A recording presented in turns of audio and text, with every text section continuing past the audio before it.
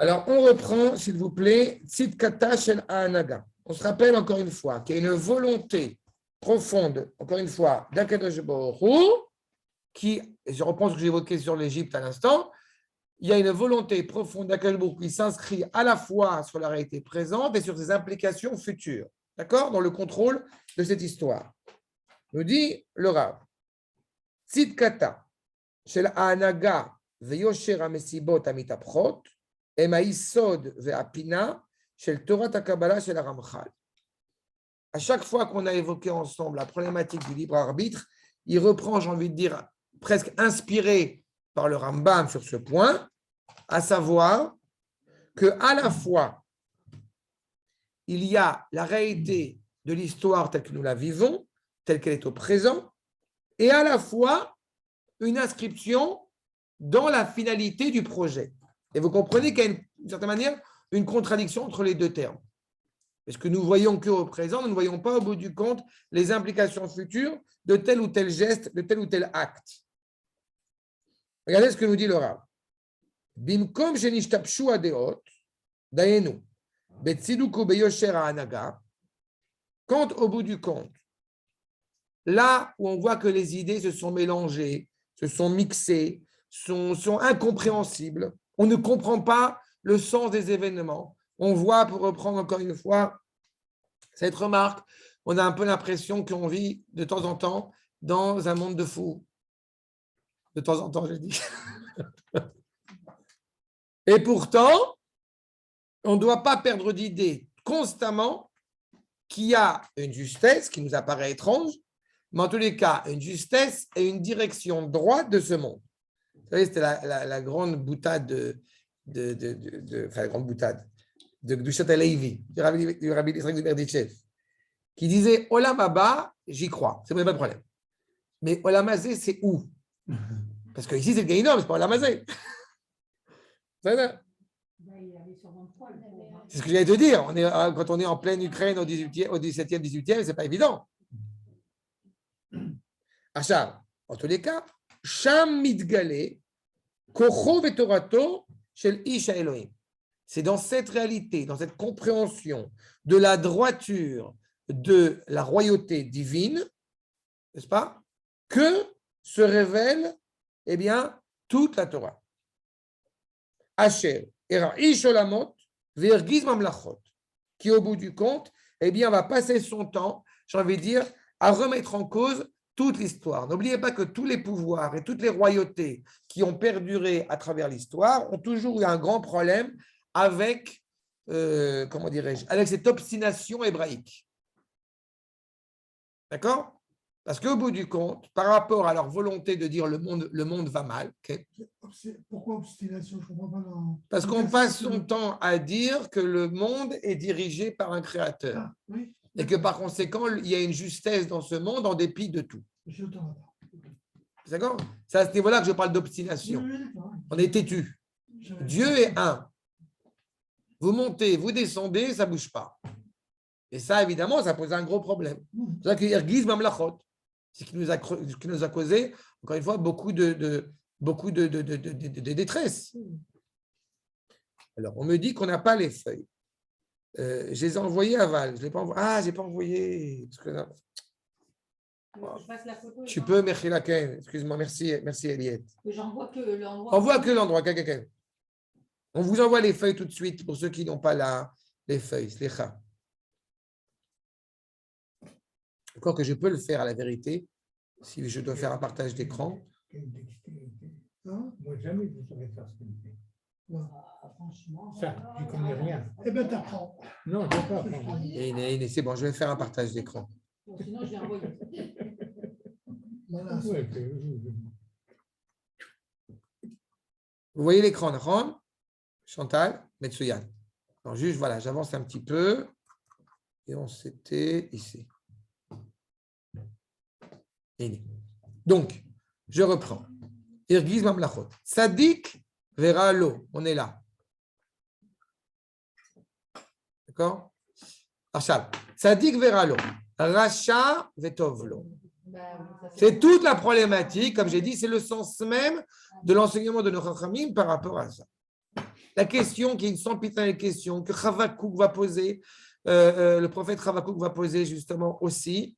Hein, quand on dit Tzadik Bemunato Yechie, c'est toute cette réalité justement de vivre dans une réalité où eh bien, ce qui est injuste semble diriger. Tzadik Veralo. Et à l'inverse, Racha Vetovlo.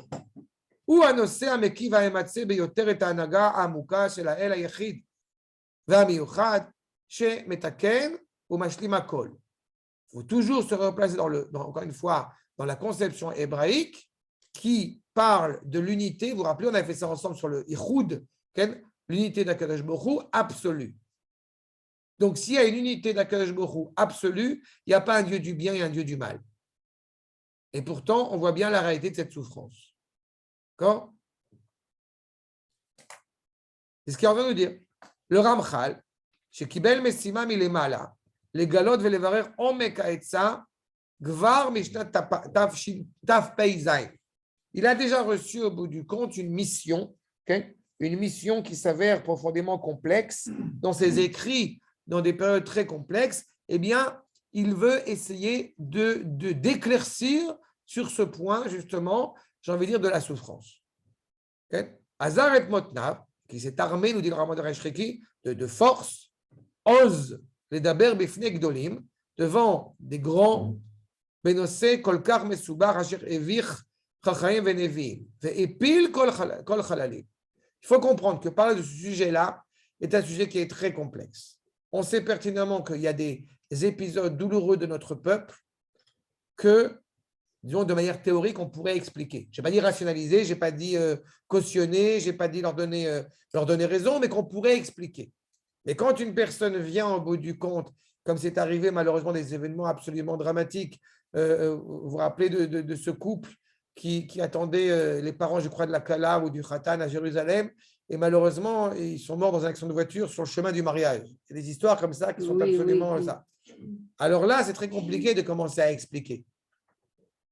Parce qu'on ne peut pas venir en mode au bout du compte. D'abord, ce serait évidemment scandaleux de dire ils ne sont pas fait Shabbat, je ne sais pas, ils n'ont pas fait. D'accord, ça rappelle toujours comme cet épisode scandaleux, dramatique. Il y avait eu une salle de mariage à Jérusalem qui était tombée, ou la Versailles. Et le Rav qui a fait le mariage, il a dit pourquoi la salle était tombée. Et c'était injurié. Et le Rav qui a fait le mariage, il a dit la salle est tombée parce qu'ils ont dansé mélangé. Et le Rav Zini, il a dit toi, tu as fait une faute encore plus grave, d'après ta logique, parce que tu as célébré le mariage. S'il y a un problème, toi, tu as ordonné la roupa, donc tu es encore plus fautif que.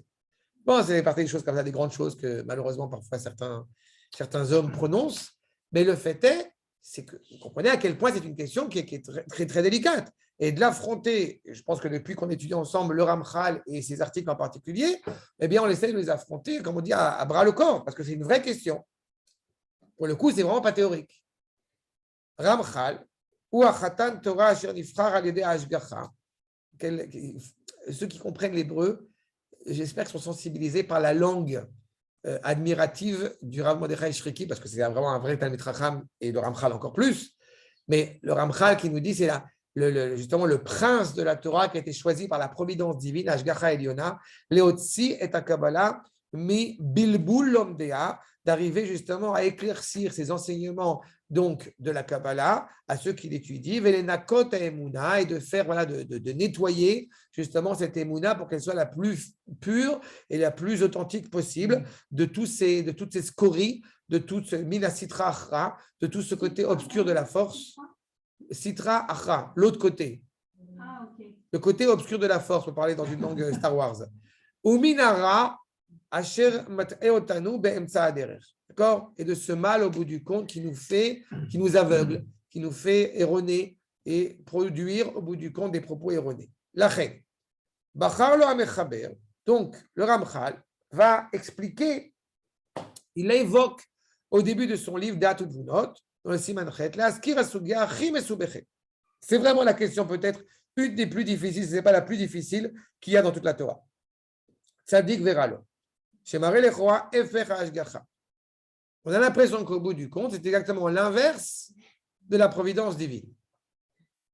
La question qui doit à chaque fois nous animer, qui a animé notre peuple pendant 2000 ans, au risque de me répéter, la première fois qu'on parle du mérite de la récompense de la mitzvah, c'est à l'époque du deuxième Beth Amikdash, pas du premier. C'est ça? La Masechet Avot, si vous ne l'avez pas entendu, alors je vous le dis, dans la Masechet Avot, on parle de Antigenos Ish Socho, n'est-ce pas? Antigenos Ish Socho, qui dit dans la Mishnah, Al teshamshu et arav al manat lekavel peras, et la teshamshu et arav shelo al manat lekavel peras. Qu'est-ce que ça signifie? D'abord, Antigenos. Vous reconnaissez un nom à connotation grecque. Donc, on est dans une période troublée dans le peuple juif. Première problématique. Deuxième problématique, on nous dit, ne suivez pas, n'écoutez pas les paroles du maître pour recevoir une récompense, mais suivez les paroles du maître pour ne pas recevoir de récompense. Qu'est-ce qui se passe à ce moment-là? Il faut se rappeler qu'Antigenos, il a deux élèves. Il a deux élèves qui s'appellent Beitos et Tzadok, qu'on va appeler par la suite les Sadducéens et les Sadducéens et je ne sais plus comment s'appelle le deuxième, ce n'est pas Essénien, c'est encore un autre, mais c'est du même style. Et ils ont remis en cause au bout du compte, eh bien, l'idée du pourquoi de la mitzvah.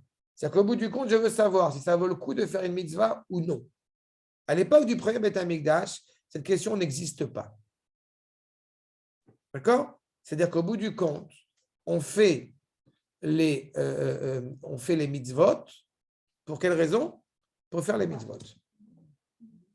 D'accord? C'est-à-dire qu'il se trouve que quand je vais accomplir une mitzvah, d'un point de vue juif traditionnel, quand j'accomplis une mitzvah, je ne suis pas en train, au bout du compte, de me poser la question de la finalité. Je suis heureux de servir le Créateur. Seulement, à l'époque du deuxième Beth Amikdash, la prophétie, malheureusement, arrive à sa fin et on rentre dans une culture, j'ai envie de dire, séparatiste. C'est-à-dire que la culture grecque, puis la culture chrétienne qui va suivre, on est dans un rapport de comptabilité. Et donc, ça devient un vrai problème. Parce qu'au bout du compte, on va peut-être se dire, je fais des mitzvot si j'y trouve un intérêt, si cela m'apporte quelque chose. Et dans le cas inverse, je ne les fais pas. C'est ça que ça implique. Pour mettre fin, va de prime abord nous dire le Ramchal à ce procédé, Yad Tzadik Veralo. Est-ce que réellement tu fais les mitzvot parce que tu as au bout du compte un intérêt, une récompense quelconque, ou tu les fais seulement, d'abord parce que tu as été créé pour ça, seulement pour avoir le privilège de servir celui qui t'a façonné. D'accord? C'est pas facile. C'est une vraie problématique, Aval. Je vous rappelle qu'on reçoit sur sa tête Ol Malchut Shamaim, le joug divin.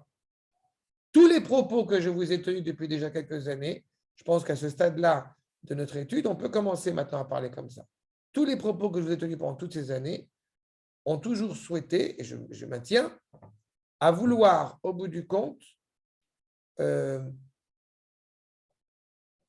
rappeler que, et encore une fois, on a tous des obstacles, on a tous des difficultés, on a tous des hauts et des bas, mais à se rappeler que d'abord et avant tout, on sert le Créateur.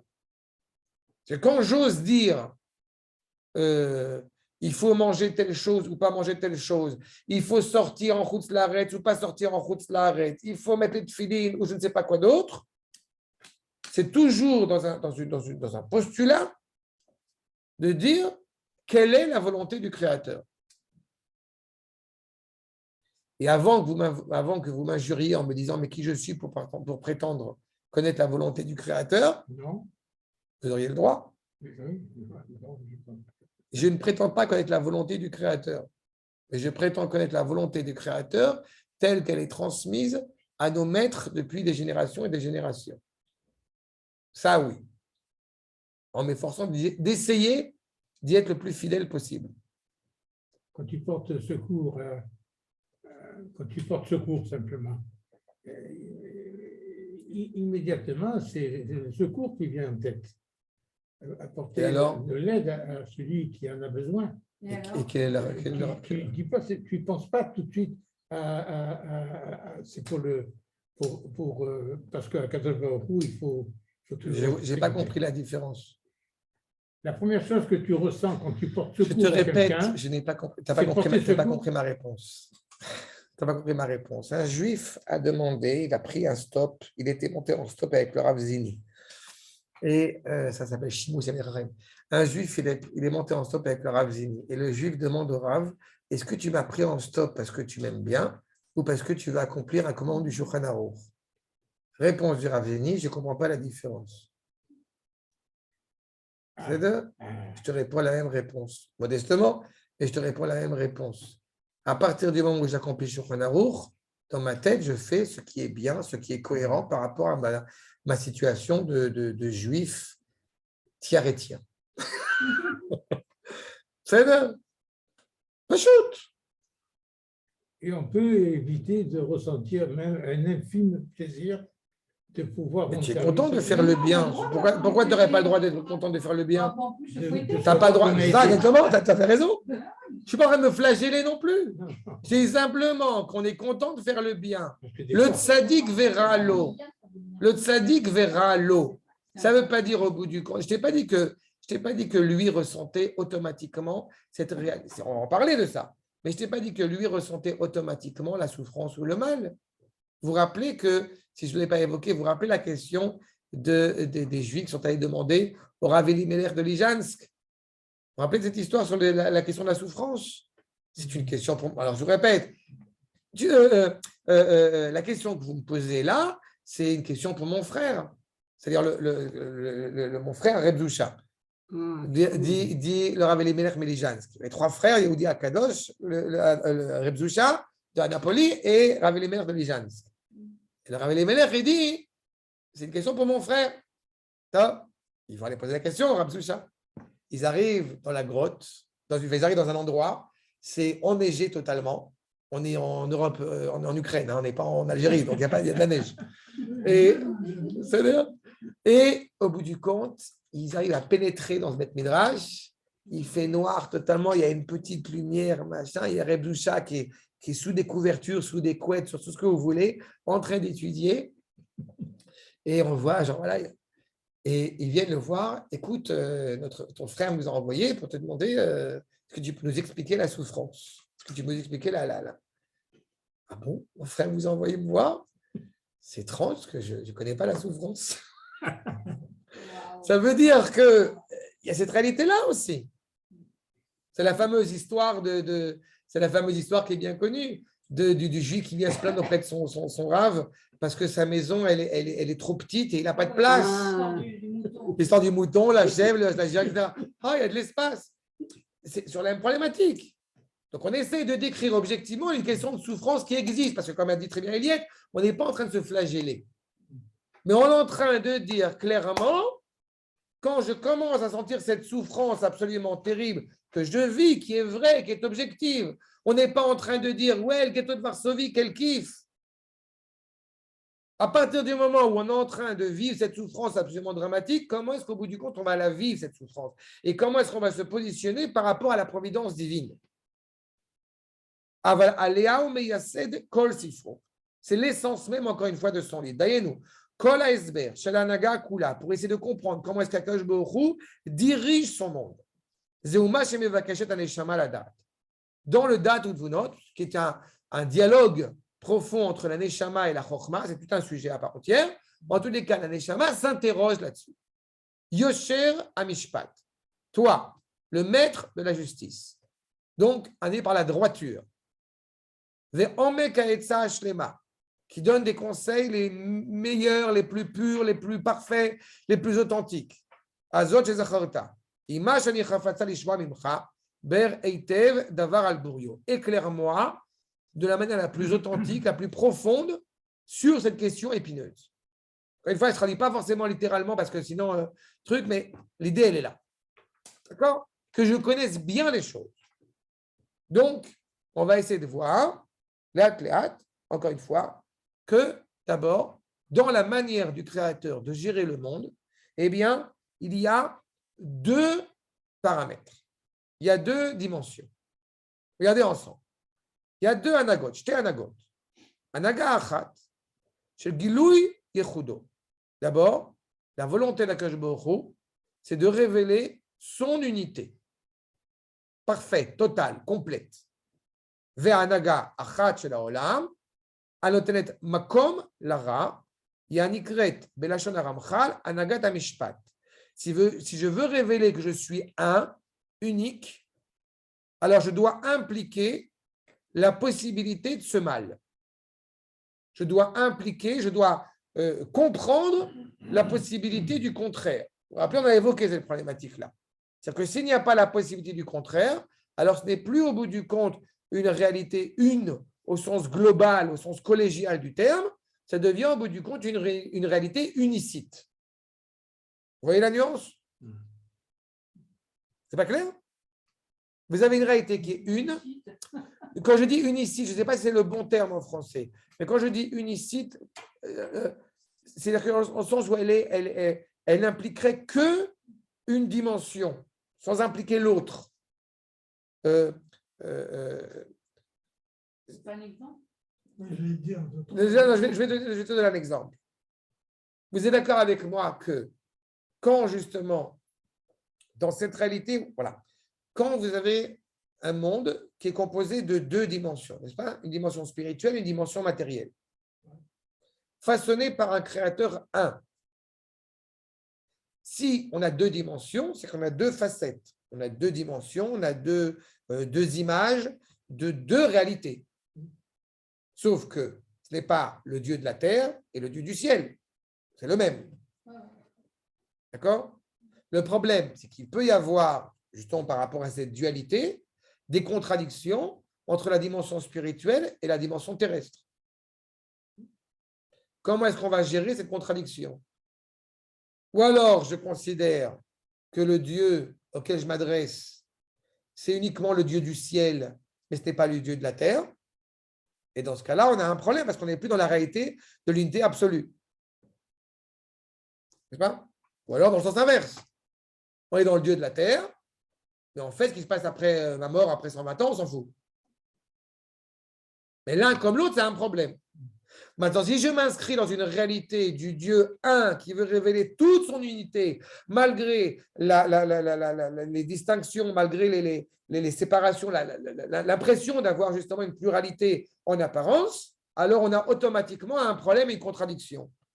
Et que pour que justement, eh bien, on puisse comprendre et indiquer qu'il y a un Dieu un, c'est-à-dire qu'au bout du compte, il est présent dans toutes les réalités, à la fois les réalités bonnes et les réalités dites manquantes ou mauvaises.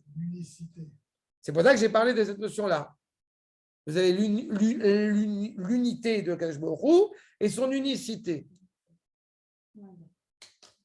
Ce n'est pas parce qu'au bout du compte, si je devais parler dans ce sens-là, vous serez d'accord avec moi que ce n'est pas parce que vous n'êtes pas constamment dans la salle de bain que la salle de bain, vous pouvez la vendre à votre voisin. Toute la maison, les endroits que vous fréquentez plus ou moins, sont tous dans une cohérence de la maison. Ça va pour l'image? Donc, c'est ça au bout du compte. Et c'est ce qu'appelle le Ramchal Anagat Hamishpat. Lechoa, Yeresh Anagat Hamishpat, Anagat Tov Ve'ara, Anagat Bechira, Anagat Sachar Haonesh, Soteret, Anagat Yechud. A priori, il semblerait que si on parle justement de cette dimension donc de justice prodiguée par le Créateur, alors automatiquement, on a justement cette manière de gérer le monde avec le bien et le mal, le libre arbitre, la récompense ou le châtiment. Quelque part, si on a tzadik vetov lo, alors ça va. Donc, je pense que si effectivement, du coup, tous ceux qui se comportent bien, automatiquement, ils ont une récompense. Et ceux qui se comportent mal, alors ils ont un châtiment. N'est-ce pas? Presque, j'ai envie de dire, immédiat. Alors, automatiquement, alors dans ce cas-là, a priori, ça pourrait paraître logique. Je dis ça pourrait. Seulement, seulement quel est le problème? D'abord, ça ne se passe pas comme ça. D'abord. Et deux, même si ça se passait comme ça, ça viendrait en contradiction avec l'idée d'unité divine. Puisque Akadosh Baruch Hu veut révéler son unité dans toutes les réalités, ça veut dire que même ces réalités plurielles, eh bien, on doit y trouver aussi Akadosh Baruch Hu.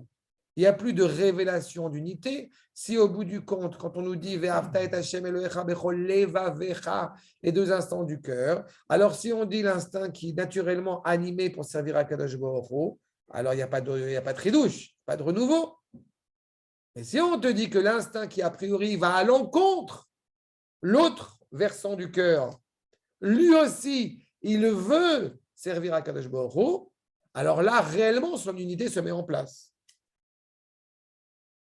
D'accord? Maintenant, Aramchal Mechadesh Lanu, chez Anagat HaMishpat, Yotzet mi Anagat HaAhava ve'Achesed.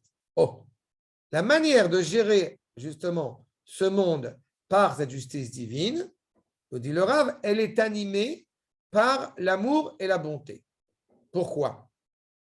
C'est une première réponse, encore une fois. Okay? On a un certain nombre de réponses à évoquer ensemble. Pourquoi est-ce que l'idée que ce monde soit animé par une justice, peut-être parfois dure, eh bien, soit justement animé par la bonté et la grâce? Si je ne punis pas la personne tout de suite qui a fait une bêtise, alors qu'est-ce qui se passe? Non. Si jamais je permets à la personne justement de ne pas recevoir tout de suite une claque dans la figure quand elle a fait une bêtise, une claque même douloureuse, eh bien je lui permets au bout du compte de corriger ce qu'elle a fait. C'est en cela où il y a de la bonté et de l'amour du Créateur. Vous imaginez si on éduquait nos enfants uniquement selon le prisme de la justice immédiate et absolue? Ça serait terrible. L'enfant, il a cassé une assiette, il a fait tomber un livre, tac, on le balance par la fenêtre. Ça serait terrible. C'est pour ça qu'il dit Arich, c'est long, c'est dans le temps. C'est la possibilité pour cette réalité mauvaise de corriger, de changer d'aiguillage. Zot veot anagat mishpat, lo mitnadegedet k'anagat yichud shenyena atava veshlemut. Justement, c'est là où se voit la justice la plus authentique et elle ne va pas à l'encontre de cette volonté d'atteindre la perfection et le bien et la bonté, puisque justement elle permet à la créature qui a priori est éloignée du Créateur de s'en rapprocher avec le temps. Ah, il fait une bêtise, mais il se corrige avec le temps. Alors que, il peut en tout cas. Pourquoi on parle de punition immédiate? Regarde, justement, on est en train de te dire, tu regardes ce qui se passe dans la réalité. C'est qu'une personne comme, on prend un exemple très concret, vous prenez Madoff, d'accord? On peut considérer que c'est un juge qui a fait quand même pas mal de bêtises quand même. Ça, on peut le dire. Il a fait. À partir du moment où il avait la possibilité, le loisir, je ne sais pas, avant d'arnaquer, avant de magouiller, avant de faire son premier milliard de dollars, d'accord, à peu près, il avait la possibilité de changer, d'aiguiller. Mais il s'est enfermé dans quelque chose. Le Rav Shmuel qu'on évoquait tout à l'heure, quand il parle à cet auteur, hélas, il lui dit, tu peux faire tchouva, tu peux réparer. Semble-t-il, le Rav Shmuel a vu en lui qu'il il était tellement intoxiqué par ça, il ne voulait pas corriger. Il s'est enfermé dans son propre monde. Mais heureusement que la tchouva elle existe. Heureusement qu'il y a un processus, si je puis dire, qui permet de revirginiser cette réalité qui était souillée. Heureusement, peu importe à n'importe quel âge. Ça, c'est un choix voulu du Créateur. Et quand j'ai vu la grimace, alors je tiens à te dire, si vous n'avez pas confiance dans ça, alors vous remettez en cause, encore une fois, les fondements même du Créateur. Ce que je ne ferai pas. La teshuva implique, ce n'est pas un nettoyage, la teshuva implique un changement totalement de mutation. Évidemment, c'est insensé à notre esprit humain. Mais aux yeux du Créateur, oui. Un passé peut devenir futur, un futur peut devenir passé. C'est comme on raconte que le... Je t'en supplie, on arrête avec on le raconte, on n'a pas le temps de... Non, mais tu dis que on peut faire tchouva tout d'un coup. Ça, c'est autre chose, c'est un autre sujet. Et c'est incroyable chez nous. C'est un autre sujet. Je dis simplement que la possibilité existe, peu importe le temps que ça prend. Et que cette réalité-là peut être transfigurée, peut être même changée. C'est ça que je dis simplement. Si je ne reçois pas un honnête, c'est parce qu'il m'attend que je fais la chouva. On va voir, c'est peut-être. En tout cas, le fait que tu ne reçoives pas immédiatement, instantanément, c'est justement Arichapain. C'est la patience d'Akadosh Baruch Hu pour que tu puisses corriger. Mais en attendant, c'est-à-dire que tu pourrais peut-être faire beaucoup de bêtises vis-à-vis de Akadosh Baruch Hu, vis-à-vis de ton prochain, pendant ce laps de temps. Alors, s'ils se rendent pas compte avec le temps, c'est grave. C'est rare dans l'histoire que les gens ne se soient pas rendus compte. Venir et Bahem Cher, qui nous dit, au contraire. Donc, du coup, pendant la période où vous avez quelqu'un qui a magouillé, qui a fait je ne sais pas quoi, qui a trompé les impôts, n'est-ce pas? Disons un député. Alors, prenons un exemple de truc. C'est longtemps que je n'en avais pas parlé. Aval. Le fait c'est qu'à partir du moment, encore une fois, où vous avez cette réalité-là, il n'empêche qu'il a la possibilité de faire tchouva. Donc, quelque part, ce temps où l'injustice a été, ou ce qui semble comme être une injustice, dans la mesure où il en a bien profité de cette réalité-là, en fait, montre la justice profonde d'Akadosh Baruch Hu, bienveillante pour permettre à la créature de réparer, de corriger. Et pendant ce temps-là, on souffre. C'est vrai. C'est clair ce que je viens de dire ou pas? C'est vrai qu'on y pense. Oui, enfin, on y pense, c'est pas toujours évident, parce qu'en attendant, comme on l'a dit tout à l'heure, en attendant, pour reprendre ce que j'ai dit sur le député en question, il y a du Chilul Hashem qui se passe de nouveau. Un problème. Il ne faut pas oublier que le terme de Chilul Hashem, c'est important, moi, je vais le signifier. Ce n'est pas un sentiment personnel, le Chilul Hashem. Le Chilul Hashem, comme son nom l'indique, c'est Chilul, un espace vide, n'est-ce pas? Alors que Akadosh Baruch Hu est présent partout, par des actes qu'on peut commettre, on est en train de créer comme s'il y avait un espace vide dans le monde. Et vous comprenez à quel point ce devoir et cette exigence de droiture, elle est demandée. Combien de fois on est confronté à ça dans plein d'endroits où on a quelqu'un en face de nous qui veut nous arnaquer, ça je vous le dis par expérience personnelle, et qu'avec ma kippa, si je n'écoutais pas ma kippa, je lui mettrais mon poing dans la figure, mais comme j'écoute ma kippa, j'ai deux options, ou je me laisse arnaquer, ou alors je lui fais des remontrances que comment il veut m'arnaquer. Mais de toute façon, je ne m'en sors pas bien. Mais à un moment donné, ça suffit. Vous comprenez qu'il y a un vrai problème.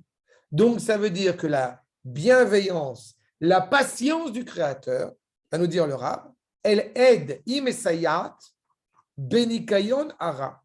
Elle va te permettre de gommer ce mal. Quand je dis qu'elle t'aide à gommer ce mal, il faut entendre plein de choses derrière. Ce n'est pas alors, elle t'aide à gommer ce mal que toi, tu as fait. Pour reprendre ta remarque de tout à l'heure, parfois, il y a un bagage. Ça fait 200 ans qu'on a été élevé chez des parents qui, moi, de génération en génération, on crie. On ne sait pas parler sans crier. C'est un exemple, là, c'est pas du tout que c'était comme ça. C'est très compliqué d'expliquer à quelqu'un, mais tu ne te rends pas compte que tu es en train de crier. Mais non, mais qu'est-ce que tu me racontes? Mais non. Il suffit d'allumer la télévision pour s'en rendre compte. Ah ouais. Ma femme me dit souvent, je dis c'est à cause des oreilles. Et vous comprenez que dans cette réalité-là, quand on va dire réparer justement le mal, ce n'est pas seulement réparer un mal personnel, c'est un rat qui s'inscrit dans plusieurs générations. Que ce soit au niveau national, que ce soit au niveau individuel, que ce soit au niveau du comportement, que ce soit au niveau des vertus, que ce soit au niveau de plein de choses. Pour faire la teshuva, la possibilité de teshuva, elle s'inscrit encore une fois à chaque génération. Il faut se rendre compte à chaque fois que quand on fait justement dans ce processus-là que nous invoque le Créateur, enfin que nous invoque le Ramchal en évoquant cela, eh bien, il met entre nos mains la possibilité de ne pas se réparer seulement soi-même, mais de réparer toutes les générations qui ont précédé, à qui il a manqué. De la même manière qu'il faut entendre, pour l'expression qu'on a citée tout à l'heure, que ça a toujours existé, ça ne veut pas dire que c'est légitime, et ça ne veut pas dire qu'on ne doit pas justement se battre contre ça, en ayant l'intime conviction qu'on y mettra fin. Et si ce n'est pas notre génération, c'est la génération suivante. Si ce n'est pas la suivante, c'est celle d'après. Non, de toute façon, c'est sûr que maintenant, c'est tellement à l'ordre du jour que vraisemblablement, il y en aura moins. Parce qu'il y a tellement de garde-fous que non. Après, malheureusement, parfois on passe dans un autre extrême, justement, de dire on a tellement peur que. Ben oui, mais tu as raison. C'est vrai, il y a plein d'histoires comme ça. Il n'y a pas les médecins qui ne veulent pas être dans une C'est pièce pour ça qu'on donne le temps. C'est d'accord. Il y a plein d'histoires comme ça. N'oubliez pas qu'à l'époque du deuxième Beth Amikdash, quand Ezra a fixé une séparation entre les hommes et les femmes, le Ham Israël a fait la fête. Il était heureux qu'il y ait un décret de nos Chachamim d'avoir fixé ça. Donc vous comprenez bien dans quelle situation on se retrouve. Arshab, le fait c'est que donc, ou poelet, be'etem kedel hagia latachlit. C'est-à-dire que toute cette réalité-là, la présence du mal comme la présence du bien, n'a qu'un seul objectif. Révéler Gilouy Hayechud. Révéler l'unité divine. Be'etzem, Yeshnarak Anaga Emet. Il y a, au bout du compte, une seule force qui dirige le monde. C'est la force de la vérité une d'Akadosh Baruch Hu. Ce n'est pas sa vérité, ce n'est pas ma vérité, c'est le Chotmo, pour reprendre, qui n'est pas là, mais c'est une des remarques qu'il m'a souvent fait, le sceau du Créateur qui est la vérité. Quand on parle de la vérité, on n'est pas grec. Il n'y a pas plusieurs vérités. Et entre parenthèses, sur ce point, qu'on appartienne à un mouvement Chabad, Breslev, Haredi, sioniste, que vous voulez, même si la manière d'arriver à la finalité du projet peut différer, mais au bout du compte, l'objectif est le même. Il n'y a pas un seul Chacham qui se respecte dans le peuple juif qui ne va pas dire « Je veux le peuple juif en Eretz Israël, avec la Torah, avec le Beth Amikdash, avec le Sanhedrin. » L'objectif est le même. Il n'y a que Delphine qui pense autrement, mais elle, la pauvre, ce n'est pas une… Ah bon, pourquoi? Qu'est-ce qu'elle pense? Il y a beaucoup de bêtises. Encore vu qu'elle est… C'est une grande star, hein, j'ai compris, dans le monde francophone. Je n'ai pas voulu aller à sa conférence. Elle a une conférence. Ah, elle avait une conférence? Oui, une conférence à Tel Aviv. Elle est très intelligente. Sachez-le, elle est très instruite. Oui, bah, instruite. Mais ce n'est pas intelligente, elle est très instruite. Mais ça va tout à fait à l'inverse. Parce que par rapport à ça, j'ai lu ça, ce qu'elle dit sur le fait que justement, ça nous fait tout à fait toucher notre sujet. Elle dit clairement que la tradition juive, ce n'est pas au bout du compte qu'une transmission de valeurs essentielles ancestrales, mais c'est un renouveau permanent. Et je suis totalement, si vous ne l'avez pas encore compris, je suis totalement contre ça. D'accord? Justement, ça plaît, évidemment, parce qu'on est dans les intellectuels, on fait ce qu'on veut, etc. Mais c'est un vrai problème, parce que justement, c'est exactement la problématique de la chrétienté. Nous, on est pleinement inscrits dans une transmission d'une tradition. Les questions qu'on se pose aujourd'hui, à chaque fois je passe mon temps à vous le montrer, c'est des questions qui ont déjà été posées depuis des milliers d'années, et les réponses qu'on va aller chercher, elles sont dans l'exégèse traditionnelle. C'est comme ça, et c'est ce qui m'a toujours ébloui. Et ça. En plus, oui, c'est ça, exactement. En tous les cas, vous voyez cette réalité-là. Donc, la Anagat Emet Achat Shakadosh Baruch Hu, Vei Anagat Hayechud, Amitlabeshet Banagat Amishpat. Et cette réalité-là, encore une fois, eh bien, elle se révèle dans cette manière de gérer donc cette justice, Shesh la Bechinot Shonot, qui a différentes facettes, Shonot Paramim Din Gamour. Parfois, c'est une justice qui se veut dure, directe, d'accord, ce qu'on va appeler Din caché. Vous avez deux formes de justice. Vous avez une forme qui est au bout du compte dure, immédiate, et la deuxième qui est din memutak, à l'idée à Ava. C'est-à-dire qu'a priori, je ne sais plus avec qui j'avais cette conversation, où on parlait de l'arc-en-ciel. Je ne sais plus qui c'est qui m'avait… Ah oui, je sais qui, dans le cours du mercredi. Et il m'a demandé sur l'arc-en-ciel, qu'est-ce qu'on pense. Et j'ai dit simplement que l'arc-en-ciel, c'est un problème. Il faut se rappeler que traditionnellement, l'arc-en-ciel, c'est un problème. À l'époque de Rabbi Shimon, il n'y avait plus d'arc-en-ciel. Et pourquoi on dit qu'il n'y avait plus d'arc-en-ciel? Parce qu'il faut se rappeler quand est-ce qu'il y a eu le premier arc-en-ciel, si je puis dire. C'est après le déluge. Ça veut dire que quand, encore une fois, je vois dans tes yeux, je sais à quoi tu fais référence. Oui, je sais à quoi tu fais référence. Je t'ai fait référence. Tu ne décris pas le pourquoi. Tu ne décris pas le pourquoi de l'arc-en-ciel. Tu décris le comment l'arc-en-ciel. Et ce sont deux notions différentes. Traditionnellement, le rapport entre le feu et l'eau, le rapport entre le din du soleil et le chesed de l'eau amène l'arc-en-ciel. Et comprends bien que justement l'arc-en-ciel est un renouvellement de l'alliance qui aurait pu être perdu. C'est ça toute la problématique. Donc, on évitera de regarder l'arc-en-ciel avec insistance. Vous comprenez que dans ce din memuta kede ahava, c'est ça qui est évoqué. C'est beau, la question ne change pas la chose, mais ce qu'il faut chercher dans ce qui est beau, c'est pas seulement l'arc-en-ciel qui est beau. Ce qui est beau, c'est l'expression d'alliance avec le Créateur. Parce que cette création est infiniment reliée au Créateur. Mais ça veut dire aussi que parfois, il y a des moments difficiles que notre peuple traverse. Et au lieu de se poser les bonnes questions, de dire, on reprend tout à l'heure, au bout du compte, tu vois, moi, j'ai mangé du porc avec du chametz le jour de Kippour et il ne m'est rien arrivé. Donc, ça va. J'ai qu'à recommencer l'année prochaine.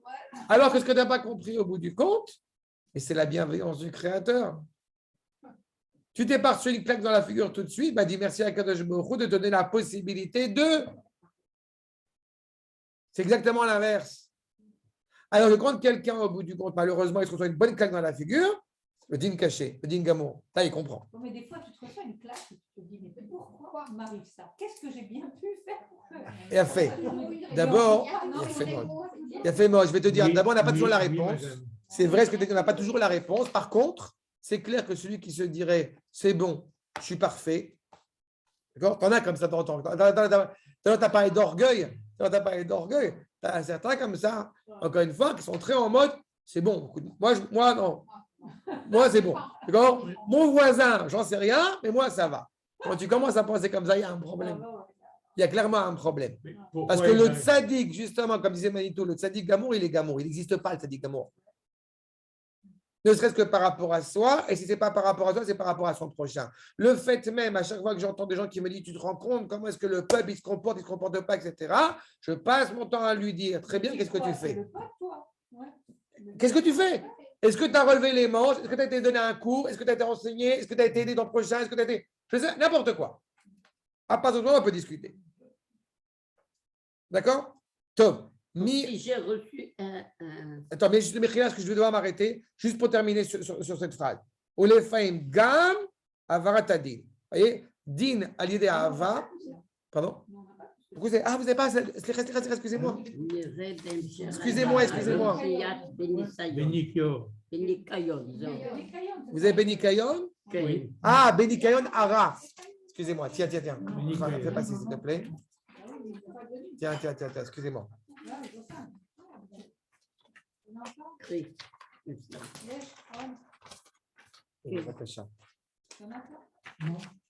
Non, je lui ai donné maintenant. Il y a encore besoin? Benikayon, après. Benikayon ara, je peux dire à l'instant. Benikayon ara au poelet. Be'etem que de la guerre à tachlit. D'accord? Gilou yayechou. Be'etem yeshnarak anaga achat. Et mettre, comme j'ai dit, une seule manière de diriger le monde au bout du compte, qui parfois se révèle par une justice, justement, qui se veut dure, profonde, immédiate, din gamour, troisième ligne. D'accord? Ou paramim, din memuta kede ahava.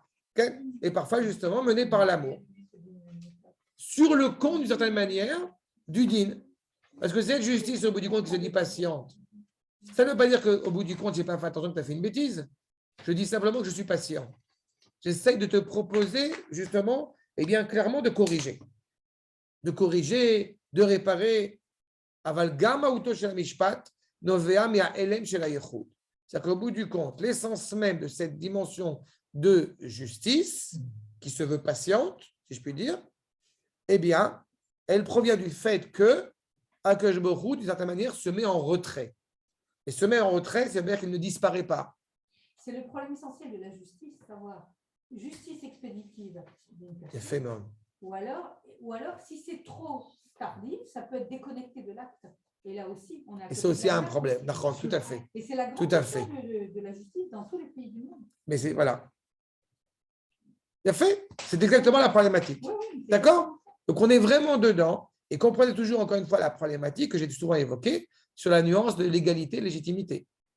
Parce que là, encore une fois, toute la problématique, elle est justement par rapport à, n'oubliez pas, par rapport à ce qui est inhérent à ce qui est central, encore une fois, dans le monde, sur cette justice proposée par le peuple juif qui provient directement de l'origine, j'ai envie de dire.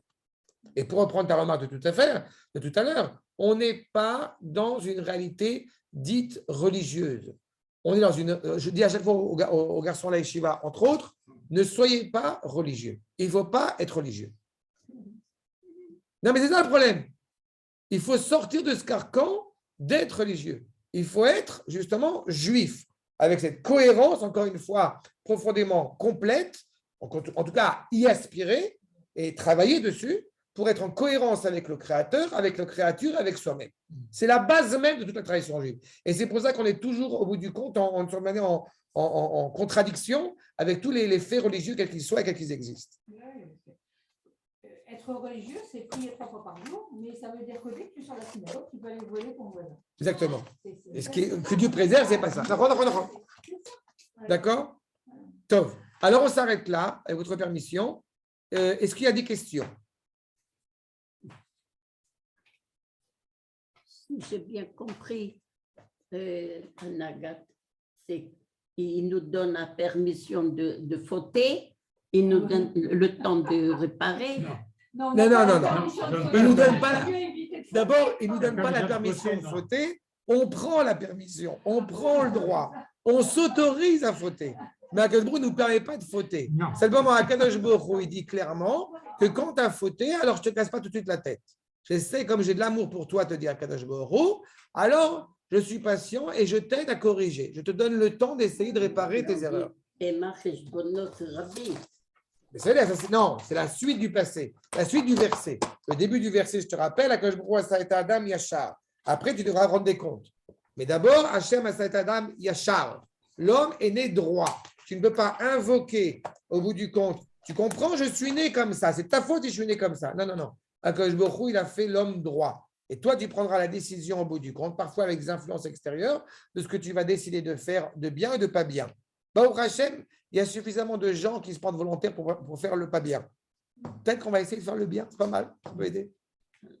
Donc, je dois... Bokerto, bravo. Elia, Chantal, est-ce que c'est clair? Oui. De reprendre des cours. Shavuatov. D'informatique. Shavuatov. Oula.